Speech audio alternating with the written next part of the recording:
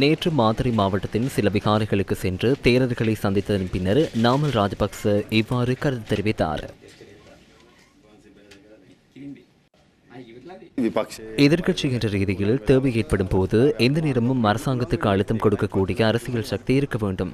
அதுதான் எதிர்க்கட்சி தலைவரின் பொறுப்பு. இல்லை, அவருக்கு சந்தர்ப்பம் கிடைக்கும் போது பார்ப்போம். நாம் எவ்வாறான அரசியல் தீர்மானங்களை மேற்கொள்வது என்பதை அப்போது முடிவு செய்வோம். ஐக்கிய ஒன்றிணைந்த தொழிற்சங்க சக்தி இன்று ஏற்பாடு செய்திருந்த ஊடக சந்திப்பின் போது நாமல் ராஜபக்சவின் கருத்து தொடர்பில் இவ்வாறு பதிலளிக்கப்பட்டது. நாமல் ராஜபக்ச කියනවා මීළඟ ජනාධිපතිවරණයේදී එකතු වෙලා වැඩ කරන්න අවස්ථාවක් ආවොත් සජනෙක් එකතු වෙලා බලමු කියලා වැඩ කරමු කියලා. එතකොට ජනාධිපති නාමල්ද අගමැතිද සජිත්ද? ජනපති නාමල්ද සජිත්ද කියන එක තේරිය යුත්තේ ஜனாதிபதி நாமலா அல்லது சஜித்தா என்பதை மக்களே தீர்மானிக்க வேண்டும்.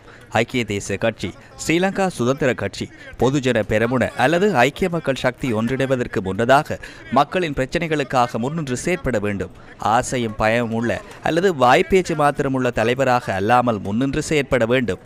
ஒன்றிணைந்து செயற்படுவதற்கு விருப்பம் தெரிவிப்பார்கள்.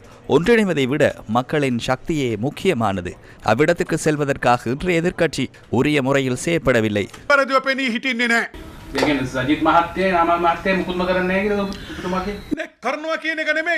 செயற்படவில்லை என கூறவில்லை. நாமல் ராஜபக்சவை சிறையில் அடைப்போம் என தெரிவிக்கும் போது, ஷிரந்தியை சிறையில் அடைப்போம் என கூறும் போதும் கூட நாமல் ராஜபக்ச நாடு முழுவதும் செல்கின்றார். தம்புத்தேகம வரை சென்று சவால் விடுகின்றார். நாமும் மக்கள் சார்பாக சவால் விட வேண்டும். மக்கள் நலன் சார்ந்து பலமான குரலை எழுப்ப வேண்டும்.